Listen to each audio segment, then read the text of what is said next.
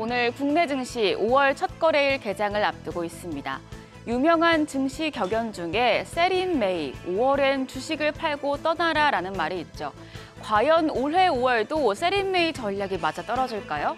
오늘의 키워드는 세린 메이 공략법입니다. 오늘은 지난달 증시 복귀하면서 세린 메이 전략이 유효할지, 세린 메이 어떻게 공략해야 할지 정리했습니다. 지난달 국내 증시는 등락률이 그렇게 크진 않았습니다. 눈에 띄는 점은 코스피가 3월보다 1% 올라서 2,500선을 돌파했다는 점이었고요. 그리고 그동안 전 세계 주식시장에서 가장 높은 상승률을 보였던 코스닥은 지난달 대비 0.55% 소폭 하락했습니다.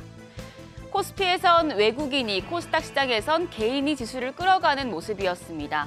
4월 한 달간 코스피에서 외국인이 1조 9,706억 원 순매수를 한 반면에 개인은 8,207억 원, 그리고 기관은 1조 1,986억 원 매도 우위 나타냈습니다. 코스닥 시장에서는 개인이 2차 전지주를 중심으로 대거 매수에 나섰죠. 2조 8,980억 원 순매수를 했고요. 반면에 외국인은 1조 1,375억 원, 기관 1조 1,431억 원 매도 우위 나타냈습니다. 지난달엔 외환시장이 참 요동쳤습니다. 4월 마지막 주엔 연고점을 나흘 연속이나 경신하기도 했었죠.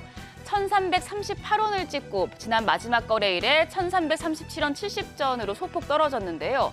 무역 적자 상황이 계속되는 등 한국 경제 침체 우려가 커지고 있고 미국의 은행권 위기 등 대내외 경제 여건이 녹록지 않다는 점을 감안하면 이 환율은 당분간 상승세를 지속할 전망입니다.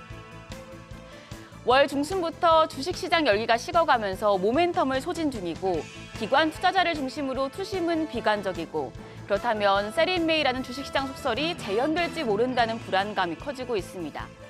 통계 관점에서 2000년 이후에 코스피 월간 평균 등락률을 보면 5월 달에 0.1% 소폭 상승한 것으로 보입니다.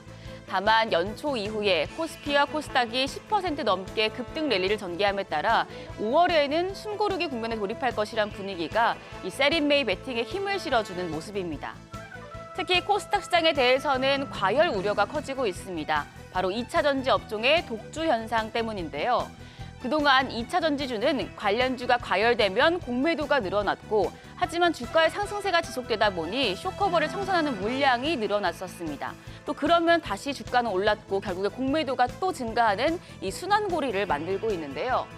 최근에 코스닥 시장에서 에코프로 그룹주에 대해서 외국인과 기관이 매수에 나서면서 주가 상승에 대한 기대가 커졌지만 키움증권은 외국인 자금은 공매도 물량이기 때문에 결국엔 코스닥 시장이 개인 수급 중심으로 전개될 가능성이 크고 2차 전지에서 반도체 소부장이나 방산 같은 기존 주도주로 테마가 옮겨갈 것이라고 전망을 했습니다. 반면에 외국인 자금은 코스피, 특히 반도체 업종에 유입될 것이란 전망입니다. 잿빛 전망이 쏟아지던 올해 삼성전자 영업이익 전망치가 1년 만에 상향 조정되고 있습니다.